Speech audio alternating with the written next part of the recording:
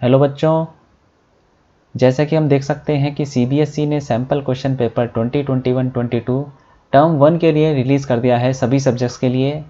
लेकिन हम यहाँ पे फिज़िक्स का क्वेश्चन पेपर को एनालाइज करेंगे, उसका सॉल्यूशन देखेंगे और देखेंगे कि कैसे कैसे उसने क्वेश्चन सेट किए हैं और किस तरीके से क्वेश्चन आएंगे जब टर्म 1 का एग्ज़ाम होगा।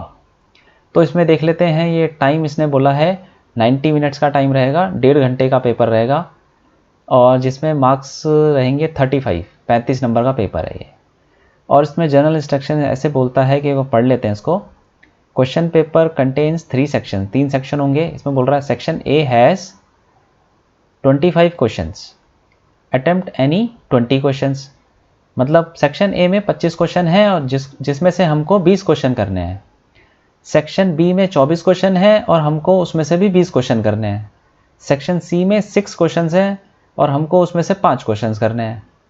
और सारे all questions carry equal marks, सारे क्वेश्चंस बराबर नंबर के हैं, ठीक है। और उसमें कोई भी, किसी में भी कोई नेगेटिव मार्किंग नहीं है। तो शुरू करते हैं। हम यहाँ पे तीनों सेक्शंस को का सॉल्यूशन करेंगे, उसमें देखेंगे कैसे क्वेश्चन पूछे गए हैं और हमें कैसे सॉल्व करना है। तो शुरू करते हैं। तो सेक्शन ए में देखो इसने कुछ बोला है, उसको पढ़ लेते हैं। This section consists of 25 multiple choice questions with overall choice to attempt any 20 questions। वही बोल दिया उसने कि 25 क्वेश्चन है जिसमें से कि 20 करने हैं।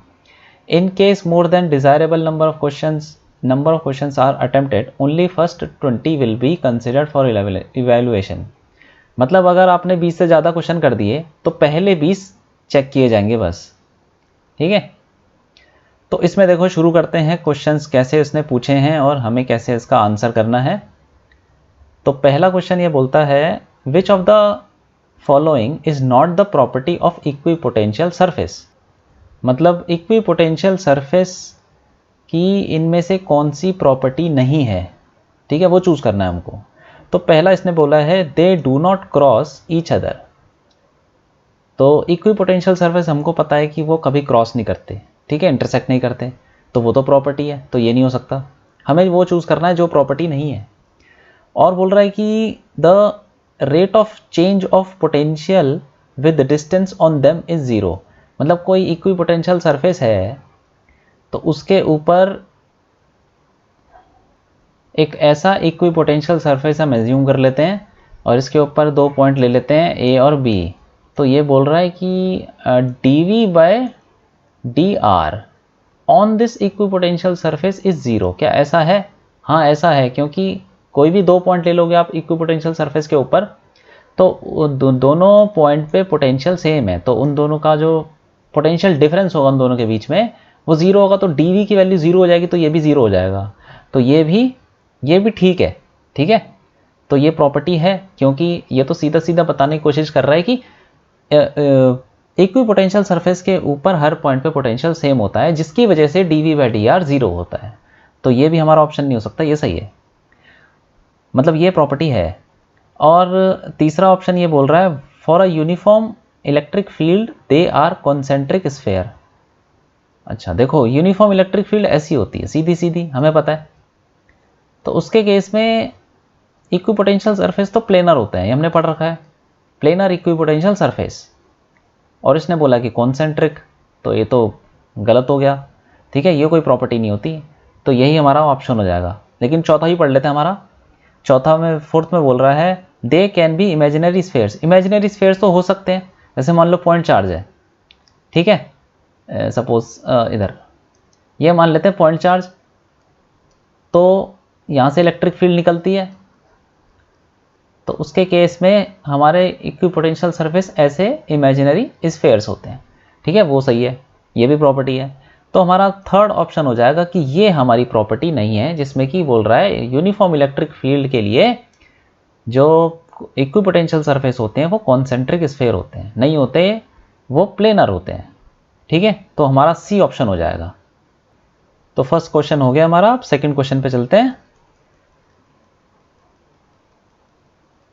तो देखो सेकंड क्वेश्चन में बोल रहा है कि 2 point charges 8q plus 8q and minus 2q are located at x equal to 0 and x equal to l।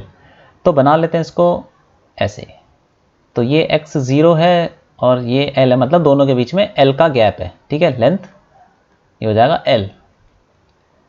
अब यहाँ पे रखा हुआ मान लो 8q और इधर -2q। The point on x axis पे रखे हुए दोनों, point on x axis at which the net electric field is 0 due to these charges. अच्छा, वो पॉइंट बताना है जहाँ पे कि इलेक्ट्रिक फील्ड 0 होगी। तो फिर मान लेते हैं कहीं पे इसके ऊपर, कहाँ माने, चलो यहाँ क्या मान लेते हैं, यहाँ पे मान लेते हैं, 1 मिनट, यहाँ मान लेते हैं इस पॉइंट पे, ठीक है, x फ्रॉम -2q। यहाँ पे इलेक्ट्रिक फील्ड अगर 0 होगी तो वो x निकालना है हमको, कहाँ पर होगा। तो फिर चलो शुरू करते हैं इसको। दोनों की वजह से इलेक्ट्रिक फील्ड यहाँ पे लिखते हैं, P पॉइंट ले लेते हैं इसको। तो 8q की वजह से इलेक्ट्रिक फील्ड होगी P पॉइंट पे इस तरफ, और -2q की वजह से होगी इलेक्ट्रिक फील्ड P पॉइंट पे नेगेटिव x एक्सिस की तरफ। तो दोनों बराबर होनी चाहिए। तो ये लिख लेते हैं हम, electric field due to 8q should be equal to electric field due to -2q। तो कितनी होती है electric field due to point charge, KQ/r² हमको पता ही है। तो K8q/r कितना हो जाएगा, यहाँ से लेके यहाँ तक का डिस्टेंस क्या है, कितना है, डिस्टेंस है l + x। तो l + x का स्क्वायर इक्वल टू -2q की वजह से यहाँ पे इलेक्ट्रिक फील्ड डायरेक्शन हमने ऑलरेडी दे दी है, तो बस यहाँ पे मैग्नीट्यूड बचता है। तो मैग्नीट्यूड कैसे लिखेंगे इलेक्ट्रिक फील्ड का, इसकी वजह से K2q/x², ठीक है, k कट गया, q भी कट गया, 2 से ही कट जाएगा, 4 आ जाएगा। तो ये आ जाएगा 4/l + x का स्क्वायर इक्वल टू 1/x²। अब हम दोनों तरफ स्क्वायर रूट ले लेंगे, तो ये आ जाएगा 2/l + x equal to 1/x। तो अब क्रॉस मल्टीप्लाई कर लेंगे तो आ जाएगा 2x equal to l + x। तो ये आ जाएगा हमारा x इक्वल टू l। तो x का मतलब x, ये जो डिस्टेंस है यहाँ से l पे इलेक्ट्रिक फील्ड, मतलब -2q से l डिस्टेंस पे इलेक्ट्रिक फील्ड 0 होगी। और इसने क्या पूछा, the point on x axis at which net electric field is 0। ये x एक्सिस के ऊपर, यहाँ पे x 0 था उसने बोला था, ये है x इक्वल टू l, ठीक है। तो ये कितना हो जाएगा, ये कोऑर्डिनेट कितना हो जाएगा, यहाँ से नापेंगे तो कितना दूर है ये, यहाँ से ओरिजिन से नापेंगे तो ये xl है, ये भी l है, तो 2l हो जाएगा, ये वाला पॉइंट हो जाएगा x इक्वल टू 2l, ठीक है। x कोऑर्डिनेट मतलब ये 2l,0 ऐसे बोल सकते हो आप। तो x एक्सिस पे 2l पे, तो हमारा ऑप्शन हो जाएगा C, ठीक है। तो यही बताना था इसमें। तो अब आगे बढ़ते हैं, थर्ड क्वेश्चन देखते हैं। इसमें बोल रहा है an electric dipole of moment P is placed parallel to the electric field, the amount of work done in rotating the dipole by 90 degree is, मतलब इलेक्ट्रिक फील्ड है यूनिफॉर्म, 1 मिनट, ये ले लेते हैं, electric field uniform electric field है, और इसमें एक डाइपोल रखा हुआ है, ऐसे मान लो नेगेटिव और ये पॉजिटिव, ठीक है। उसने बोला पैरेलल रखा हुआ है इलेक्ट्रिक फील्ड के, तो डाइपोल मोमेंट की डायरेक्शन भी इधर ही है और इलेक्ट्रिक फील्ड की डायरेक्शन भी इधर है। तो उसने बोला है कि कितना काम करना पड़ेगा, वर्क डन कितना करना पड़ेगा अगर हम इसको 90 डिग्री से घुमा दें, मतलब ये घुमा के, दूसरा कलर ले लेता हूँ, ये 1 मिनट, सॉरी, तो ऐसे घुमा दें और 90 डिग्री कर दें, ये माइनस और ये प्लस, तो कितना काम करना पड़ेगा। देखो सिंपल इसमें फॉर्मूला लगाना वर्क डन का, क्या होता है, work done equal to -PE cos θ2 minus cos θ1, ठीक है। तो ये θ1 θ2 क्या है, कहाँ से घुमाया है हमने, मतलब किस एंगल से हमने घुमाना शुरू किया है डाइपोल को, वो θ1 है, और कहाँ तक हमने घुमाया है वो θ2 है। तो ये हो जाएगा -PE, कहाँ तक घुमाया है 90 डिग्री, इसको बोल रहे हैं ना 90 डिग्री तक घुमाना है, तो cos 90 यहाँ पे हो जाएगा माइनस, और cos कहाँ से घुमाया है 0 डिग्री, मतलब ये थीटा क्या चीज़ है, theta is the angle between dipole moment and electric field. तो इनिशियली जो θ1 था वो कितना एंगल था, 0 डिग्री था, क्योंकि वो तो पैरेलल रखा हुआ है। और उसके बाद जब हम उसको 90 डिग्री पे रोटेट कर देंगे तब एंगल बिटवीन डाइपोल मोमेंट और इलेक्ट्रिक फील्ड 90 डिग्री हो जाएगा, इसीलिए हमने θ2 को यहाँ पे 90 रख दिया। ठीक है, तो ये cos 90 माइनस cos 0, तो ये cos 90 हमें पता है 0 होता है और cos 0 1 होता है, तो ये हो जाएगा आपका माइनस PE 0 माइनस 1, तो ये आ जाएगा हमारा सिर्फ PE। ठीक है, वर्क डन होगा PE, तो ये हमारा ऑप्शन हो जाएगा 2। ठीक है, तो ये हो गया हमारा थर्ड क्वेश्चन। अब देखते हैं फोर्थ क्वेश्चन में क्या बोल रहा है। 3 capacitors 2 microfarad, 3 microfarad and 6 microfarad are joined in series with each other, the equivalent capacitance is. तो देखो इक्विवेलेंट कैपेसिटेंस निकालनी है, कुछ नहीं, बहुत सिंपल क्वेश्चन है। जब भी कैपेसिटर सीरीज में जुड़े होते हैं तो हमारे पास फॉर्मूला होता है C इक्विवेलेंट निकालने का 1/C1 plus 1/C2 plus 1/C3। तो अब इनकी वैल्यू डाल दो यहाँ पे, क्या हो जाएगा 1/2 micro plus 1/3 micro plus 1/6 micro. ठीक है, तो कर लेते हैं इसको, एलसीएम ले लेते हैं। ये आ जाएगा 6 माइक्रो, तो आ जाएगा ऐसे, और इधर आ जाएगा आपका 3 प्लस 2 प्लस 1, ये कितना आ गया, ये 6/6 माइक्रो, तो 6 कट गया, 1 माइक्रो आ गया। अब C इक्विवेलेंट निकालने के लिए रेसिप्रोकल कर लेंगे, तो C इक्विवेलेंट हो जाएगा 1 माइक्रोफेरेड।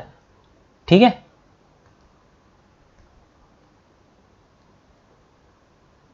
ये हो गया। ठीक, तो हमारा ऑप्शन हो जाएगा सेकंड ऑप्शन हो गया। तो फोर्थ क्वेश्चन हमने कर लिया। अब फिफ्थ क्वेश्चन पे चलते हैं। इसमें बोल रहा है कि 2 point charges placed in a medium of dielectric constant 5 are at a distance r between them, experience an electrostatic force F। मतलब ये है कि 2 पॉइंट चार्जेस हैं, वो किसी मीडियम में रखे हुए हैं जिनका डाइलेक्ट्रिक कांस्टेंट, मतलब उस मीडियम का डाइलेक्ट्रिक कांस्टेंट 5 दे रखा है, और उनके बीच में डिस्टेंस है r, तो उनके बीच में फोर्स लगता है F। ठीक है, तो फोर्स इन वैक्यूम ऐसे बोल सकते हैं, वो F दे रखा है। The electrostatic force between them in vacuum, sorry vacuum नहीं मीडियम है, सॉरी गलती हो गई, फोर्स इन मीडियम ऐसे दोबारा लिख लेते हैं, वो F दे रखा है। और बोल रहा है कि the electrostatic force between them in vacuum, vacuum में कितना होगा, वैक्यूम में हमको निकालना है। ठीक है, तो हमको पता है एक, हमें डाइलेक्ट्रिक कांस्टेंट की डेफिनेशन ये बोलती है, डाइलेक्ट्रिक कांस्टेंट होता है force in vacuum upon force in medium. ठीक है, तो इस डेफिनेशन से हम निकाल सकते हैं फोर्स इन वैक्यूम, कितना हो जाएगा ये K times force in medium. Force in medium कितना दे रखा है F, और K दे रखा है 5, डाइलेक्ट्रिक कांस्टेंट F, तो ये हो जाएगा 5 × F। तो हो गया ये हमारा फोर्स इन वैक्यूम 5F के बराबर, तो ऑप्शन हो जाएगा A। ठीक है, अब आगे बढ़ते हैं, क्वेश्चन 6 करते हैं। इसमें बोल रहा है कि which statement is true for Gauss law. हमको इनमें से चूज करना है कि कौन सा सही है रिगार्डिंग गॉस लॉ। तो पहले में फर्स्ट में बोल रहा है all the charges whether inside और outside the Gaussian surface contribute to the electric flux. मतलब देखो गॉस लॉ क्या बोलता है, फ्लक्स जो होता है वो Q/ε0 है। मतलब Q क्या चीज़ है, Q वो टोटल चार्ज है जो कि किसी भी गॉसियन सरफेस के अंदर है। ठीक है, Q1 Q2 आप कुछ भी ले सकते हो, तो जो भी चार्ज है वो अंदर वाले चार्ज है। अगर कोई बाहर चार्ज होगा Q3, मान लीजिए कि Q3 की वजह से कोई भी फ्लक्स का कंट्रीब्यूशन नहीं होगा। ठीक है, तो यहाँ पे जो बोल रहा है कि all the charges whether inside और outside contribute to electric flux, ये गलत है, क्योंकि सिर्फ अंदर वाले चार्ज का कंट्रीब्यूशन होता है इलेक्ट्रिक फ्लक्स में। ठीक है, तो पहला तो गलत हो गया। दूसरा देखते हैं, electric flux depends upon the geometry of the Gaussian surface, ये भी गलत है, क्योंकि जो गॉसियन सरफेस है इसकी ज्योमेट्री पे डिपेंड नहीं करता फ्लक्स। अब देखो ये जो सरफेस है, मतलब इसको अगर मैं ऐसे बोल दूं, अगर मैं चेंज कर दूं ऐसा, दूसरा सरफेस ले लूं, तो इन दोनों सरफेस से फ्लक्स सेम होगा क्योंकि इनके अंदर चार्ज सेम है, ठीक है। तो इसीलिए इन दोनों की ज्योमेट्री पे, इसकी शेप पे डिपेंड नहीं कर रहा, तो ये भी गलत हो गया। अब थर्ड में बोल रहा है Gauss theorem can be applied to non uniform electric field. हाँ ठीक है, ये तो कर सकते हैं बिल्कुल, इससे तो कोई फर्क नहीं पड़ता, ये तो सिर्फ इस पर डिपेंड करता है कि गॉसियन सरफेस के अंदर कितना चार्ज है, बस इस पर डिपेंड करता है। इलेक्ट्रिक फील्ड यूनिफॉर्म है नहीं नॉन यूनिफॉर्म है, उस पर डिपेंड नहीं करता, तो हमारा सीधा थर्ड ऑप्शन सही हो जाएगा। लेकिन फोर्थ भी पढ़ लेते हैं। देखो, the electric field over the Gaussian surface remains continuous and uniform at every point, ये तो गलत है। ये बोल रहा है कि क्या मतलब गॉसियन सरफेस के ऊपर इलेक्ट्रिक फील्ड कंटिन्यूअस रहती है और यूनिफॉर्म रहती है। यूनिफॉर्म को ऐसी तो कोई गारंटी नहीं है, क्योंकि सरफेस तो कैसा भी हो सकता है, तो उसके ऊपर यूनिफॉर्म नॉन यूनिफॉर्म दोनों हो सकती हैं, तो ये भी गलत है। तो थर्ड ऑप्शन हो गया हमारा सही। तो ये हो गया हमारा 6th क्वेश्चन। अब आगे बढ़ते हैं, 7th क्वेश्चन देखते हैं। इसमें बोल रहा है कि a capacitor plates are charged by a battery with V volts, मतलब एक कैपेसिटर है जिसको हमने चार्ज किया है एक बैटरी से जिसका पोटेंशियल V है। तो ऐसे बना लेते हैं पहले इसको, एक कैपेसिटर है जिसको हमने बैटरी से चार्ज किया, C मान लेते हैं इसके कैपेसिटेंस, और V वोल्ट की बैटरी है।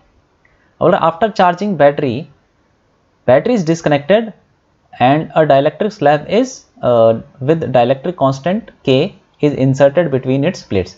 अब जब ये चार्ज हो गया तो उसके ऊपर कुछ चार्ज आ जाएगा, Q मान लेते हैं, चार्ज आ गया।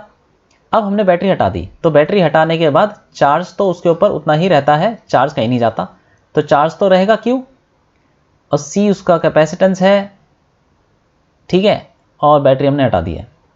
अब बोल रहा है कि इसके अंदर डाइलेक्ट्रिक कांस्टेंट डाल दिया है हमने, भर दिया, डाइलेक्ट्रिक भर दिया, तो इसका कैपेसिटेंस क्या हो जाएगा। हमें पता है कि जब हम डाइलेक्ट्रिक कांस्टेंट भर देते हैं किसी कैपेसिटर में, तो उसका कैपेसिटेंस K टाइम्स हो जाता है, K टाइम्स, तो इसका तो K टाइम्स हो जाएगा कैपेसिटेंस, ठीक है। अब बोल रहा है कि पोटेंशियल कितना होगा इन प्लेट्स के अक्रॉस। अब इस वाले कैपेसिटर में जब हमने डाइलेक्ट्रिक डाल दिया तब कितना होगा potential difference between the plates, ठीक है, तो बता देते हैं। तो देखो इसमें क्या है, दोनों केसेस में जो चार्ज है वो सेम रहेगा, तो फिर ऐसे लिख सकते हैं, यहाँ पे पोटेंशियल कितना था, यहाँ पे तो पोटेंशियल V था, जब हमने डाइलेक्ट्रिक नहीं डाला था, बैटरी से जुड़ा था, तो V इक्वल टू Q/C, ये इनिशियल कंडीशन है, ठीक है। और फाइनली जब हम इसको हटा लेंगे, बैटरी को हटा लेंगे और डाइलेक्ट्रिक भर देंगे, तब पोटेंशियल हम मान लेते हैं V1 ले लेते हैं, इक्वल टू चार्ज तो उतना ही रहेगा, और उसके बाद कैपेसिटेंस हो जाएगा K टाइम्स C। अब इन दोनों को डिवाइड कर लेते हैं हम, दोनों इक्वेशंस को, Q कट जाएगा, C भी कट जाएगा, तो ये इतना आ जाएगा, K ऊपर चला जाएगा, V/V1 इक्वल टू K, तो V1 कितना आ जाएगा, V/K। तो ये जो हमारा फाइनली जो पोटेंशियल डिफरेंस होगा इस केस में डाइलेक्ट्रिक भरने के बाद, वो हो जाएगा V/K, तो ये हो जाएगा हमारा थर्ड ऑप्शन। तो ये हो गया हमारा 7th क्वेश्चन। अब आगे चलते हैं, 8th क्वेश्चन पे देखते हैं क्या बोल रहे हैं। The best instrument for accurate measurement of EMF of a cell is, तो ये बोल रहा है कि किसी सेल का EMF हमें मेजर करना है, तो सबसे अच्छा इंस्ट्रूमेंट कौन सा हो सकता है, तो वो पोटेंशियोमीटर ही होता है, ठीक है, पोटेंशियोमीटर, क्योंकि मीटर विच तो चलो यूज़ ही नहीं करते EMF निकालने के लिए, तो रेजिस्टेंस निकालने के लिए यूज़ करते हैं। Voltmeter potential difference measure करने के लिए यूज़ करते हैं, लेकिन वोल्ट मीटर पोटेंशियोमीटर से कम एक्यूरेट होता है, पोटेंशियोमीटर सबसे ज़्यादा एक्यूरेट होता है। और फोर्थ ऑप्शन में एमीटर वोल्ट मीटर तो हो नहीं सकता, एमीटर तो है ही नहीं, एमीटर से तो EMF नाप ही नहीं सकता, तो एक ही ऑप्शन है पोटेंशियोमीटर, जो कि वोल्ट मीटर से ज़्यादा एक्यूरेट होता है। देखो पोटेंशियोमीटर और वोल्ट मीटर दोनों से हम EMF मेजर कर सकते हैं, लेकिन ज़्यादा एक्यूरेट कौन सा होता है, पोटेंशियोमीटर, ठीक है। तो ये हो गया हमारा क्वेश्चन 8th। अब आगे बढ़ते हैं 9th क्वेश्चन पे, देखते हैं क्या बोल रहा है। An electric current is passed through a circuit containing 2 wires of same material connected in parallel, मतलब इलेक्ट्रिक करंट पास किया गया है 2 वायर से जिनका मटेरियल सेम है और पैरेलल में वो पैरेलल में लगा रखे हैं, ठीक है। If the length and radii of the wires are in the ratio of 3:2 and 2:3, मतलब उनकी लेंथ का रेशियो है 3:2 और रेडियस का रेशियो है 2:3 दोनों वायर का, then the ratio of the current passing through the wire will be, ये बताना है। तो कर लेते हैं इसको। तो इसमें सबसे पहले हम डायग्राम बना लेंगे कि एक वायर है हमारे पास, एक मिनट, ठीक है, उसको हमने पैरेलल में जोड़ दिया दूसरी वायर से। ये इसका L1 ले लेते हैं और L1 R1 और ये L2 और R2, ठीक है, और बैटरी से जोड़ा होगा इसने, ठीक है, मान लो बैटरी से जोड़ा, उससे कोई फर्क नहीं पड़ता कौन सी बैटरी से जोड़ा, लेकिन जो रेशियो होगा करंट का वो निकालना है हमको, ठीक है। तो पहले तो रेजिस्टेंस का रेशियो निकाल देते हैं, दोनों पैरेलल में, तो इनके अक्रॉस जो पोटेंशियल डिफरेंस होगा वो तो सेम होगा। अगर हमने कोई V वोल्ट की बैटरी जोड़ी तो V तो सेम रहेगा, तो V इक्वल टू ऐसे बोल सकते हैं, ये इसका रेजिस्टेंस ले लेते हैं ऊपर वाले का R1 और नीचे वाले का ले लेते हैं R2, तो V equal to I1 into R1 और V same equal to I2 into R2, तो V तो सेम रहेगा, पैरेलल में है, पैरेलल में पोटेंशियल डिफरेंस सेम रहता है, तो इन दोनों को बराबर कर देते हैं।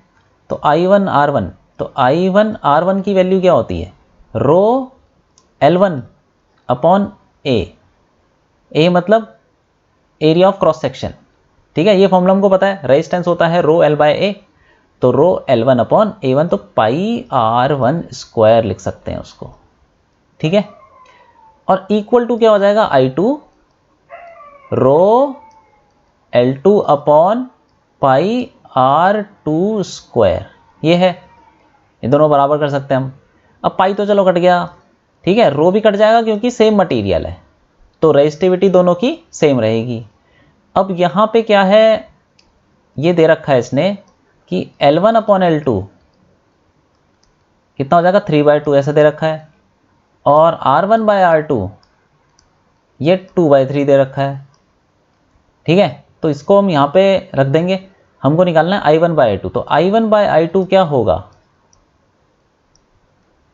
ये हो जाएगा, इसको यहाँ पे L1 और R1 स्क्वायर को इधर ले जाएंगे, तो क्या हो जाएगा, R1 square L2 upon R2 square L1, ठीक है। तो देखो R1 बाय R2 कितना है, 2/3, तो 2/3 का तो स्क्वायर हो जाएगा, इक्वल टू 2/3 का square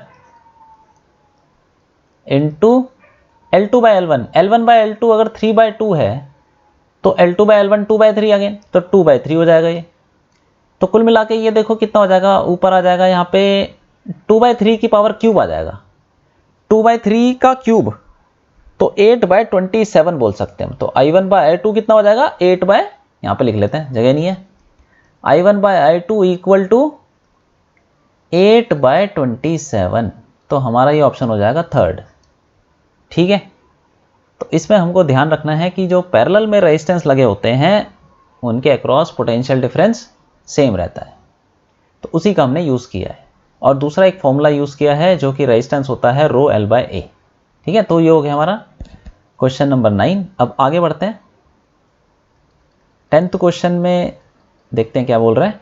by increasing the temperature the specific resistance of a conductor and semiconductor, मतलब अगर हम टेम्परेचर बढ़ाएंगे तो फिर स्पेसिफिक रेजिस्टेंस मतलब रेजिस्टिविटी होती है ये, ठीक है। कंडक्टर और सेमीकंडक्टर की रेजिस्टिविटी पे क्या फ़र्क पड़ेगा ये पूछ रहा है। तो ये हमें पता है कि जब टेम्परेचर बढ़ाते हैं तो रेजिस्टिविटी या स्पेसिफिक रेजिस्टेंस कंडक्टर का बढ़ता है और सेमीकंडक्टर का कम होता है। तो यहाँ पे हमारा सीधा सीधा ये ऑप्शन हो जाएगा, increases for a conductor and decreases for a semiconductor. तो ये हो गया हमारा क्वेश्चन। अब आगे बढ़ते हैं 11th क्वेश्चन, देखते हैं क्या बोल रहा है।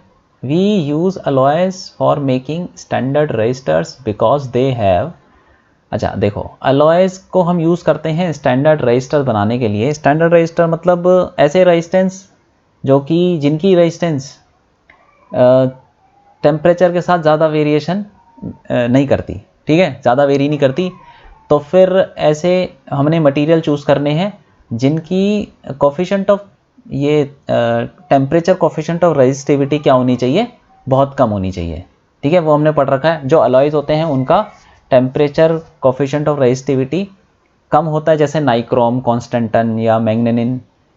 तो ये अलॉयज़ की जो अल्फ़ा से डिनोट करते हैं इसको, ये कम होता है। और इनका जो स्पेसिफिक रेजिस्टेंस होता है वो क्या होता है, वो एक तो होता है वो हाई होता है। तो low temperature coefficient of resistivity and high specific resistance, तो ये हमारा ऑप्शन हो जाएगा 1। तो ये हमें सीधा याद होने चाहिए। कुछ क्वेश्चन इसमें ऐसे हैं जिसमें हमको सीधा याद होना चाहिए। तो ये हो गया हमारा क्वेश्चन। अब आगे बढ़ते हैं, 12th क्वेश्चन पे चलते हैं। 12th क्वेश्चन में बोल रहा है, a constant voltage is applied between the two ends of a uniform metallic wire, heat H is developed in it. मतलब एक वायर है, यहाँ बना लेते हैं, एक वायर जिसके अक्रॉस हम कांस्टेंट पोटेंशियल डिफरेंस लगा देते हैं, कांस्टेंट वोल्टेज V मान लेते हैं, ठीक है। और इसका कुछ रेजिस्टेंस होगा। इसमें से हीट जो डिसिपेट होती है, हीट निकलती है, वो H है, मतलब वो पावर बोल सकते हैं हम, पावर, ठीक है। तो पावर का फॉर्मूला क्या होता है, V²/R। यहाँ पे V कांस्टेंट है इसलिए हमने ये वाला फॉर्मूला लगा दिया, ठीक है। तो अब ये पावर को इसने H दे दिया नाम, हीट। अब बोल रहे if another wire of the same material double the radius and twice the length as compared to original wire is used, then the heat developed in it। मतलब एक दूसरी वायर ली हमने,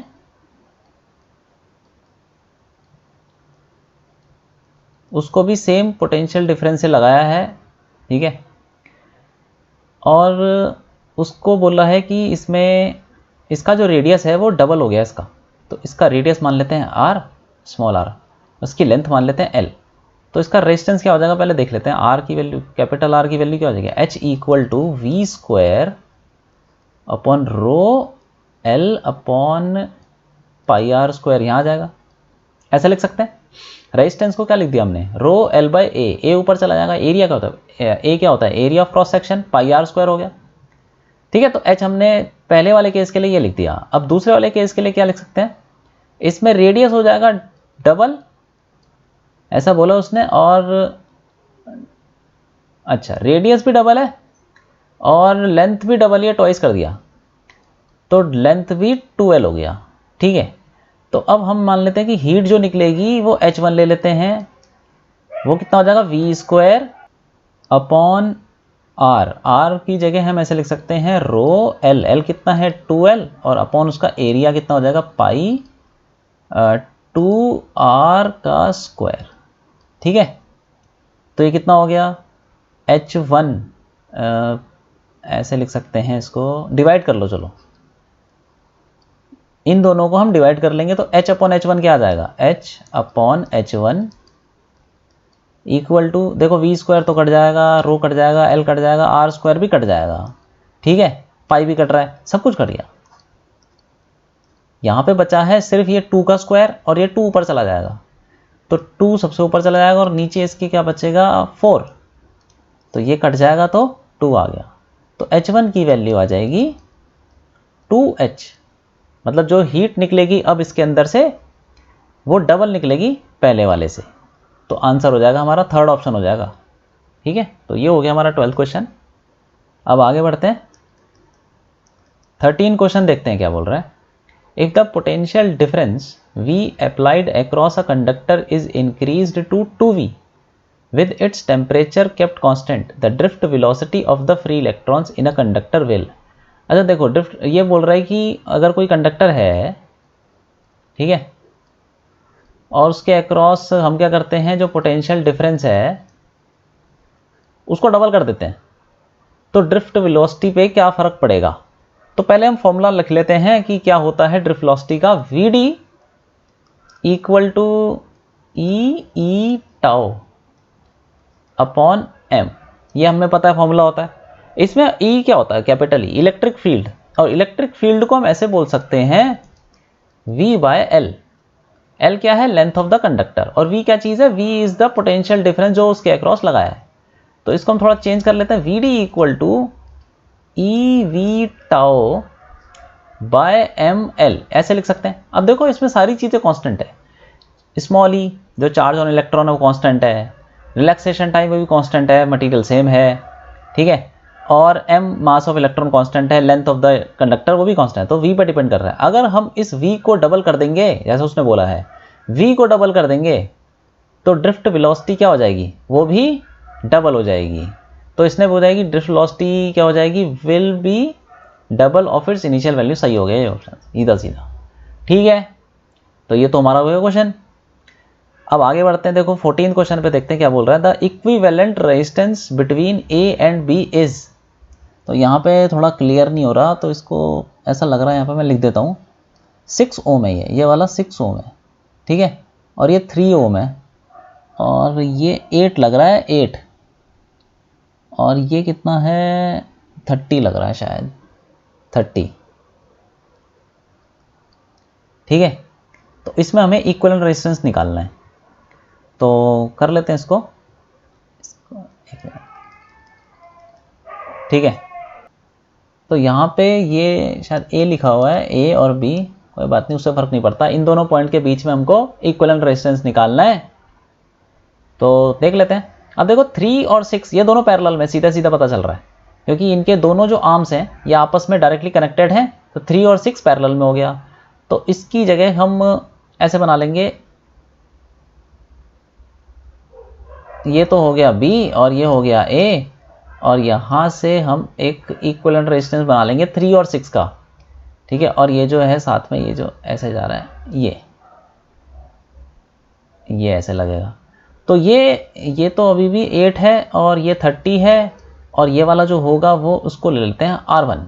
तो R1 is the equivalent resistance of 3 and 6, तो 1/3 plus 1/6, तो ये कितना हो जाएगा, एलसीएम ले लेंगे 6, ये 2 + 1 इक्वल टू 3/6 इक्वल टू 1/2। तो R1 की वैल्यू तो सीधा आ गई 2 ओम, तो ये 2 ओम है। अब ये R1 और 8 ये दोनों सीरीज में है, सीधे सीधे पता चल रहा है सीरीज में, तो इनको हम ऐड कर देंगे सीधा। तो इसका अब और मॉडिफाइड डायग्राम ऐसा बनाते हैं, एक मिनट,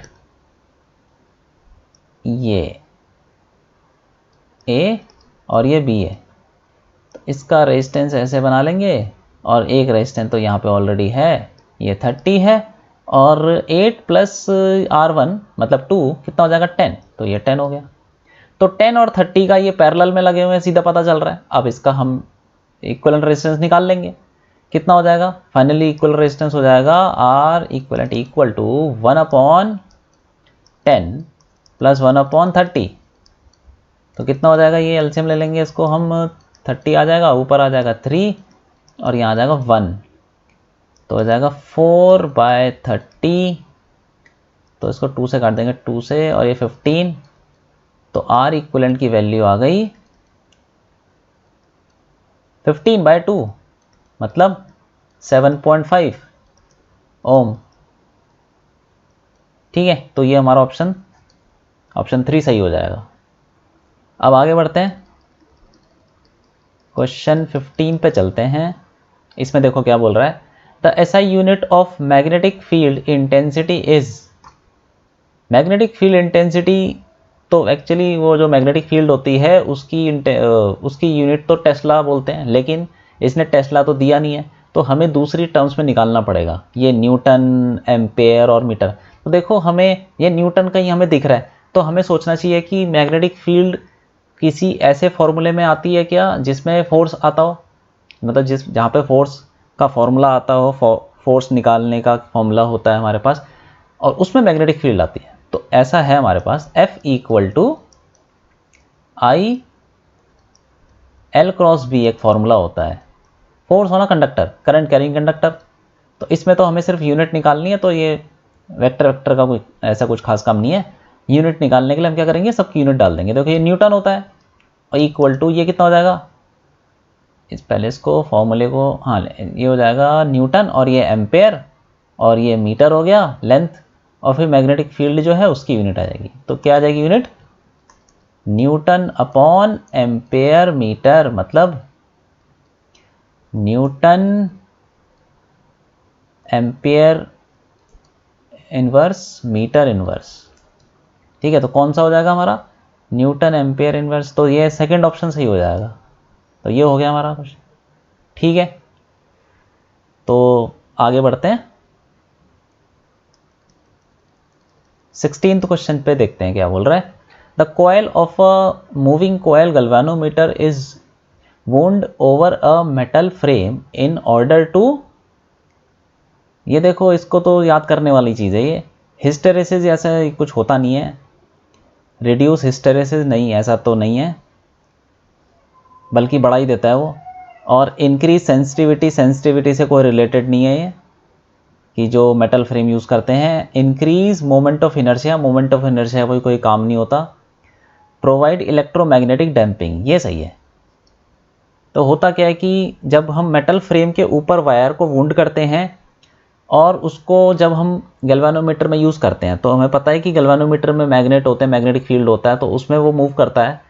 तो फिर एक हमने पढ़ा है एडी करंट, एडी करंट पैदा होता है किसी भी कंडक्टर के अंदर, किसी भी मटेरियल के अंदर, अगर वो मैग्नेटिक फील्ड में मूव करता है। तो उसका जो मोशन होता है, मूव करने की वजह से उसके अंदर एडी करंट पैदा होता है, जो कि एक तरीके का लॉस है। तो वो लॉस उसको, उसके मोशन को डैम्प करता है, मतलब उसके मोशन को अपोज करता है। ठीक है, तो डैम्पिंग बोल सकते हैं हम, कि जब भी कोई मेटल मैग्नेटिक फील्ड में मूव करता है तो उसका मोशन धीरे धीरे डैम्प होने लगता है, मतलब रुकने लगता है, वो धीरे धीरे उस पर ब्रेक लगने लगता है। जैसे कि मान लो कि एक पेंडुलम है, हवा में चल रहा है, हवा में घूम रहा है, तो धीरे धीरे वो रुक जाएगा। क्यों रुक जाएगा, क्योंकि हवा का रेजिस्टेंस है। वैसे ही एडी करंट जो पैदा होता है वो उसके मोशन को धीरे धीरे रोकता है, उसको बोलते हैं इलेक्ट्रोमैग्नेटिक डैम्पिंग। ठीक है, तो ये हो गया हमारा क्वेश्चन। तो 17th क्वेश्चन पे चलते हैं। इसमें बोल रहा है 2 wires of same length are shaped into a square of side A and circle with radius R. मतलब 2 वायर हैं सेम लेंथ की, ठीक है, उसकी लेंथ एल मान लेते हैं। ऐसे मान लेते हैं कि 2 वायर हमारे पास है, इसकी लेंथ भी एल है और इसकी लेंथ भी एल, और एक से हमने क्या बनाया है, स्क्वायर। एक से हमने स्क्वायर बना दिया जिसकी साइड ए है, और एक से हमने सर्कल बना दिया जिसका रेडियस आर है। ठीक है, अब बोल रहा they carry, if they carry same current, उसके अंदर करंट सेम है दोनों में, इन दोनों में सेम करंट है। The ratio of their magnetic moment is, magnetic moment का रेशियो बताना है। तो देखो मैग्नेटिक मोमेंट होता क्या है, इसको मान लेते हैं कि m1, यहाँ पे मैग्नेटिक मोमेंट है इसका m1 और m2। तो m1 ये क्या होता है, फॉर्मूला होता है हमारे पास NIA, number of turns, current और उसका एरिया कॉइल का। तो यहाँ पे लिख लेते हैं, I तो कांस्टेंट है, N की वैल्यू भी 1 ही है। ठीक है, नंबर ऑफ टर्न्स के बारे में कुछ नहीं बोला कि उसने वायर को सिर्फ एक स्क्वायर बना दिया, तो नंबर ऑफ टर्न्स वो 1 हो गया, और I कांस्टेंट है, एरिया A1 ले लेते हैं। तो ऐसे ही M2 क्या हो जाएगा, नंबर ऑफ टर्न्स N वो तो 1 है, करंट I सेम है, और A2 ले लेते हैं। तो सिर्फ एरिया का जो रेशियो होगा वही मैग्नेटिक मोमेंट का रेशियो हो जाएगा। तो m1 upon m2 equal to area, area कितना हो जाएगा इसका, ए स्क्वायर। स्क्वायर का एरिया क्या होगा, साइड का स्क्वायर, तो ए स्क्वायर हो गया, अपॉन इसका स्क्वायर क्या होगा, इसका एरिया क्या होगा, A2 पाई आर स्क्वायर। लेकिन अभी हमको थोड़ा और कन्वर्ट करना है, क्योंकि यहाँ पे ए हो तो आर नहीं रहा, ए स्क्वायर आर स्क्वायर को हमें हटाना पड़ेगा, क्योंकि यहाँ पे आ नहीं रहा ना ऑप्शन में कहीं भी। तो हमको यहाँ पे देखना पड़ेगा कि हम कैसे उसको हटा सकते हैं। देखो यहाँ पे जो L है उससे हमने ये स्क्वायर बनाया है, मतलब इसका जो पेरीमीटर होगा स्क्वायर का वो L के बराबर होगा। मतलब 4A should be equal to L, ये होना चाहिए। और यहाँ पे भी जो पेरीमीटर है सर्कल का वो भी एल के बराबर होना चाहिए, मतलब 2 pi R should be equal to L, ये होना चाहिए। तो ए की वैल्यू तो आ गई हमारे पास, ए की वैल्यू आ गई L/4, और यहाँ पे आर की वैल्यू आ जाएगी L/2 पाई। अब इनको हम रख देंगे इसके अंदर, तो देखो m1/m2, ये क्या आएगा a² मतलब L²/16, तो L²/16 और अपॉन पाई r² है, तो पाई r² मतलब ये L²/4 पाई r², तो L²/4 पाई r² ऊपर चला जाएगा 4 पाई r², सॉरी 4 पाई स्क्वायर। अब ये L² तो कट गया, एक पाई कट जाएगा और फिर 4 से इसको काट देंगे 4 आ जाएगा, तो π/4 आ गया ये। तो मैग्नेटिक मोमेंट का रेशियो π/4, मतलब थर्ड ऑप्शन सही हो गया। अब आगे बढ़ते हैं, 18th क्वेश्चन देखते हैं।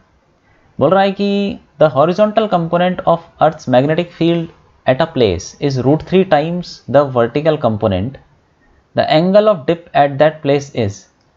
देखो सिंपल सी बात है, मैग्नेटिक फील्ड होती है, मैग्नेटिक फील्ड है हमारे पास बी अर्थ की, उसके दो कंपोनेंट होते हैं, एक होता है हॉरिजॉन्टल कंपोनेंट और एक होता है वर्टिकल कंपोनेंट, ठीक है। तो अब उसने बोला है कि एंगल ऑफ डिप कितना होगा, तो एक चीज़ उसने ये बताई है कि जो हॉरिजॉन्टल कंपोनेंट है वो √3 टाइम्स है वर्टिकल कंपोनेंट का, और एंगल ऑफ डिप होता क्या है, जो मैग्नेटिक फील्ड बनाती है अर्थ की हॉरिजॉन्टल के साथ, तो आई से डिनोट करते हैं उसको। अब यहाँ से हम देख सकते हैं कि tan i क्या होगा, यहाँ पे tan i equal to Z/H, हमें पता है ये होता है। अब उसने बोला कि हॉरिजॉन्टल कंपोनेंट जो है वो √3 टाइम्स है, मतलब tan i equal to Z/H क्या है हॉरिजॉन्टल वाला, √3 टाइम्स वर्टिकल कंपोनेंट, तो Z तो कट गया, तो ये 1/3 आ गया, तो tan i क्या आ जाएगा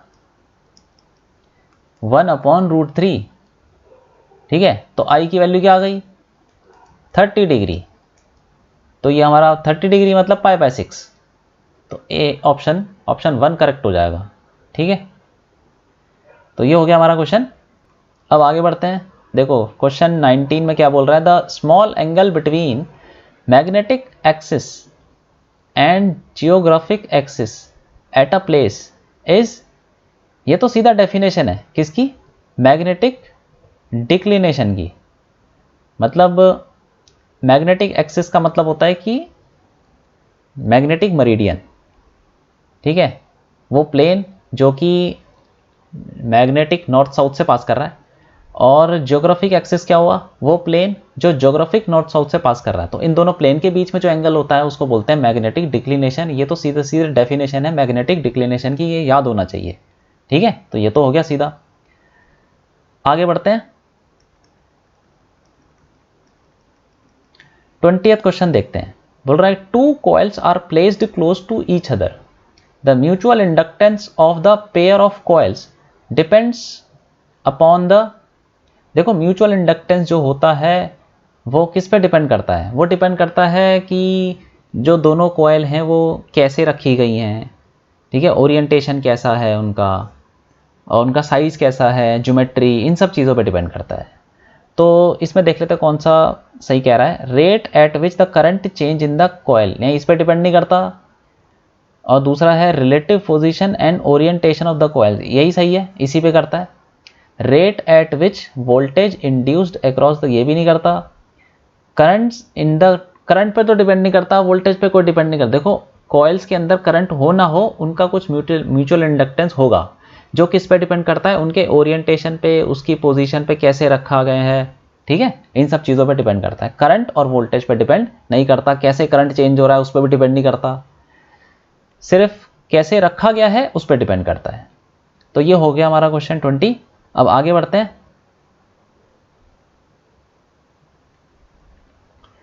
21 में बोल रहा है a conducting square loop of side L and resistance R moves in its plane with the uniform velocity v perpendicular to one of its sides. A magnetic induction B constant in time and space pointing perpendicular and into the plane of the loop exists everywhere as shown in the figure. The current induced in the loop, मतलब बोल रहा है कि भाई एक ऐसा loop है, ये जो ABCD है, ठीक है, इसकी साइड जो है L दे रखी है, रेजिस्टेंस R दे रखा है, और ऐसे ये मूव कर रहा है इस तरफ, एक्स एक्सिस की तरफ। तो उसमें बोला है कि यहाँ पे मैग्नेटिक फील्ड प्रेजेंट है जो कि अंदर की तरफ है। यहाँ पे दिख भी रहा होगा, क्रॉस बना रखा है, मतलब अंदर की तरफ मैग्नेटिक फील्ड है जो कि कांस्टेंट है, ठीक है, चेंज नहीं हो रही, टाइम के साथ स्पेस के साथ कहीं भी चेंज नहीं हो रही, सब कांस्टेंट है। अब बोल रहा है कि यहाँ पे करंट कितना इंड्यूस होगा इसके अंदर। देखो इंड्यूस्ड करंट कब आता है, जब कॉइल से मैग्नेटिक फ्लक्स चेंज होता है। अब यहाँ पे जो फ्लक्स है ये तो पूरी मैग्नेटिक फील्ड के अंदर है, इसके अंदर जो फ्लक्स है ये तो कांस्टेंट है। फ्लक्सिस मैग्नेटिक फ्लक्सिस कांस्टेंट। क्यों कांस्टेंट है? क्योंकि मैग्नेटिक फील्ड भी कांस्टेंट है और जितने पूरे एरिया में मैग्नेटिक फील्ड है वो एरिया भी कांस्टेंट ही है, सब कुछ कांस्टेंट है, ठीक है। अगर ये ऐसा होता कि ये बाहर निकल रहा होता, कि आधे में मैग्नेटिक फील्ड है और वो बाहर निकल रहा है, तब मैग्नेटिक फ्लक्स चेंज होता। लेकिन ये तो पूरे एरिया पे मैग्नेटिक फ्लक्स जो है वो कांस्टेंट है, चेंज नहीं हो रहा। तो इसका मतलब हम बोल सकते हैं, और इंड्यूस्ड ईएमएफ क्या होता है, minus D phi B by D T.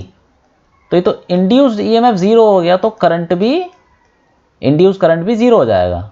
तो इसका ऑप्शन हो जाएगा 4, ठीक है। अब आगे चलते हैं, क्वेश्चन 22 देखते हैं। इसमें बोल रहा है the magnetic flux linked with the coil in weber is given by the equation, ये इक्वेशन है मैग्नेटिक फ्लक्स की। Induced EMF in the coil at time t equal to 4 will be, मतलब बोल रहा है कि इंड्यूस्ड ईएमएफ कितना होगा। तो इंड्यूस्ड ईएमएफ हमें पता है कि कितना होता है, E equal to minus D phi by D T. तो इसको हम लिखेंगे D by D T of phi कितना है, 5t² प्लस 3t प्लस 16। अब इसको डिफरेंशिएट कर लेंगे तो E इक्वल टू कितना आ जाएगा, माइनस आ जाएगा 10t प्लस 3।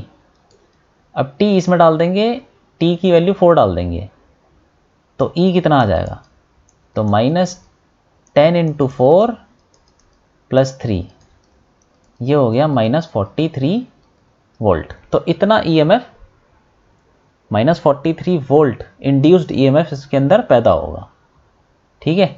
तो ये ऑप्शन हमारा सेकंड ऑप्शन करेक्ट हो जाएगा। तो ये हो गया हमारा क्वेश्चन। आगे बढ़ते हैं, 23 क्वेश्चन देखते हैं। क्वेश्चन 23 में बोल रहा है which of the following graphs represent the variation of current with frequency F in an AC circuit containing a pure capacitor. तो देखो प्योर कैपेसिटर में जो इम्पिडेंस होगा Z, वो तो एक मिनट, Z वो किसके बराबर हो जाएगा, XC के बराबर ही हो जाएगा, क्योंकि बाकी रेजिस्टेंस और इंडक्टेंस तो इंडक्टर उसमें है नहीं। तो Z इक्वल टू XC हो जाएगा। तो हमें पता है कि I कितना होता है, I equal to V by Z। तो Z XC के बराबर, XC मतलब ये जो कैपेसिटिव रिएक्टेंस, XC को बोलते हैं कैपेसिटिव रिएक्टेंस, वही इम्पिडेंस के बराबर हो जाएगा, क्योंकि बाकी दोनों तो है नहीं, प्योर कैपेसिटर बोल रहा है, रजिस्टर और इंडक्टर नहीं है। तो यहाँ पे हमारा V अपॉन XC हो जाएगा। तो हम XC, हमें पता है XC का फॉर्मूला क्या होता है, 1 अपॉन C ओमेगा, ठीक है। तो यहाँ पे हम रख देंगे I कितना हो जाएगा, I equal to V upon 1 upon C omega. अभी C ओमेगा ऊपर चला जाएगा, तो V C ओमेगा, या ओमेगा का एक फॉर्मूला हमें पता है 2 पाई f फ्रीक्वेंसी है, ओमेगा एंगुलर फ्रीक्वेंसी है। तो यहाँ पे V C 2 पाई f। तो हम ये बोल सकते हैं कि करंट और फ्रीक्वेंसी के बीच में कैसा रिलेशन है, क्योंकि बाकी सब तो कांस्टेंट है, करंट और फ्रीक्वेंसी के बीच में एक लीनियर रिलेशन है, ठीक है। तो ये वाला ऑप्शन हमारा ऑप्शन 3 करेक्ट हो जाएगा।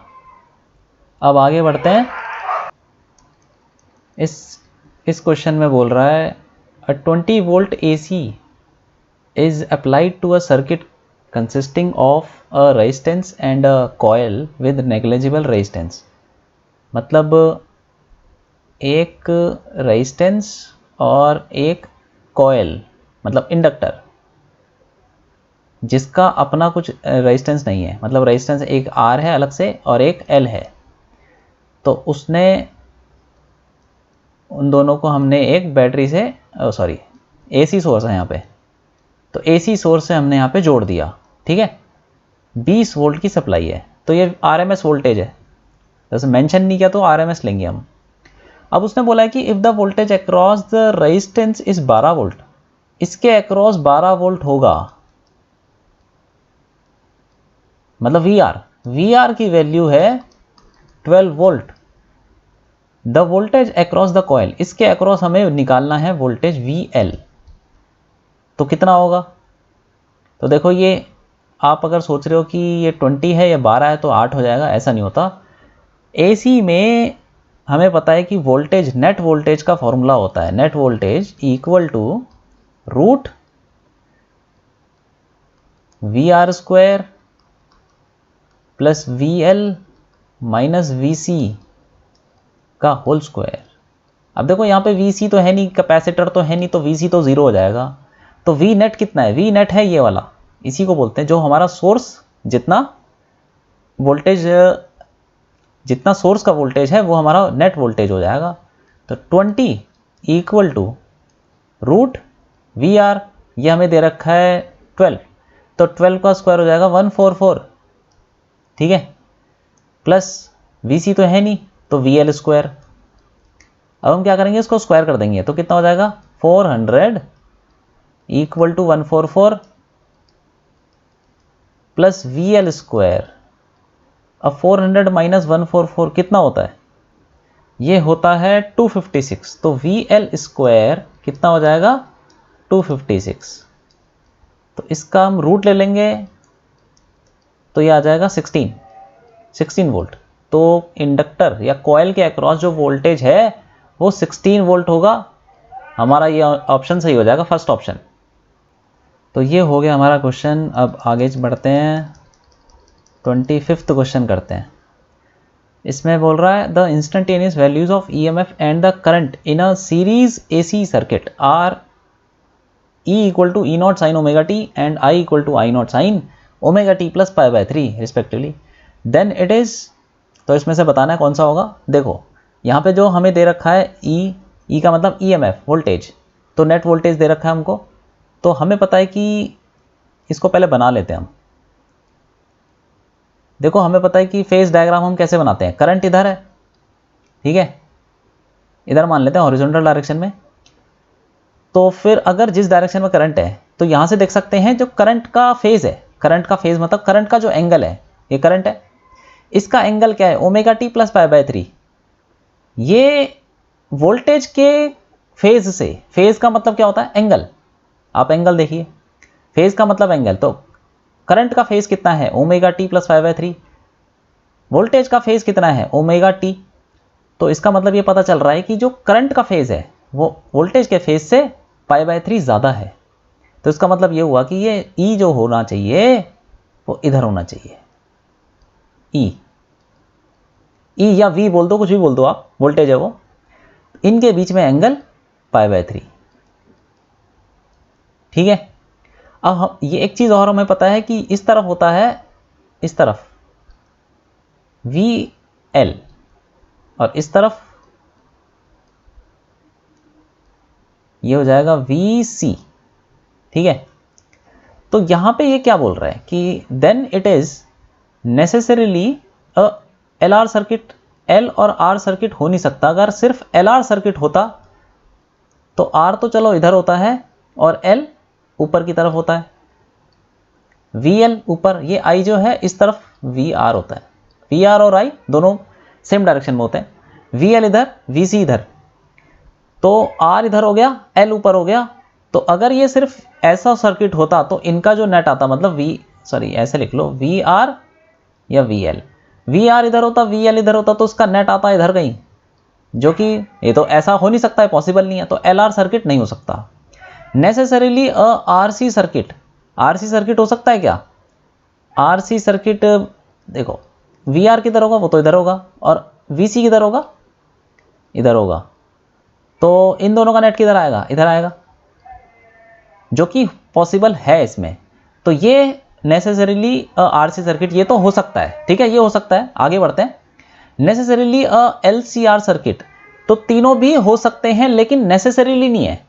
नेसेसरीली का मतलब हुआ कि ये तीनों मौजूद होंगे, ऐसा कोई ज़रूरी तो नहीं है। ऐसा हो सकता है कि VL हो ही ना, तब भी E इधर आ सकता है। देखो इस वाले केस में VL तो नहीं है, तो E नीचे आ गया, ठीक है। जैसे यहाँ पे E आ रहा है, यहाँ पे V नेट, ये V नेट है, ठीक है, ये भी V नेट है। तो देखो यहाँ पे V नेट इस तरफ आने के लिए, इस डायरेक्शन में आने के लिए VR और VC चाहिए, बस ये ज़रूरी होना चाहिए, ये दोनों तो होने ही चाहिए, ठीक है। इसीलिए नेसेसरीली RC सर्किट होगा। लेकिन इसने जो बोला है नेसेसरीली LCR सर्किट होगा, मतलब तीनों नेसेसरीली नहीं हो सकते। मतलब नेसेसरीली का मतलब ये हुआ कि तीनों ज़रूरी होंगे। क्या इसमें ज़रूरी है ये VL की ज़रूरत पड़ी, नहीं पड़ी, इसलिए नेसेसरी नहीं है, VL नेसेसरी नहीं है। किसी किसी केस में ऐसा हो सकता है कि शायद हो, ऐसा भी हो सकता है कि VL हो जाए और तब भी V नेट इधर आ जाए, लेकिन वो कोई ज़रूरी नहीं है, ठीक है। तो इसीलिए ये ऑप्शन नहीं होगा, सेकंड ऑप्शन करेक्ट हो जाएगा। और कैन भी RC LCR से, ये तो गलत है, ठीक है। इसीलिए नेसेसरीली का मतलब ये तो होना ही चाहिए, R और C तो होना ही चाहिए, VL भले ही ना हो, इंडक्टर भले ही ना हो, रेजिस्टेंस और कैपेसिटर दोनों होने चाहिए। तो सेकंड ऑप्शन सही हो जाएगा। तो देखो ये हमने कर लिया सेक्शन A। तो इस वीडियो में सेक्शन A तक रहने देते हैं और हम सेक्शन B और सेक्शन C के लिए अलग अलग वीडियो लेके आएंगे। तो इतना काफ़ी है। उम्मीद है ये जो हमने जितना भी सॉल्यूशन किया है सेक्शन A का, वो आपको समझ में आया होगा। और अगर आपको कोई भी डाउट हो किसी भी क्वेश्चन में, किसी भी चीज़ में, फिजिक्स में आपको कोई भी डाउट हो, तो आप मुझे कांटेक्ट कर सकते हो। नंबर आपको डिस्क्रिप्शन में मिल जाएगा।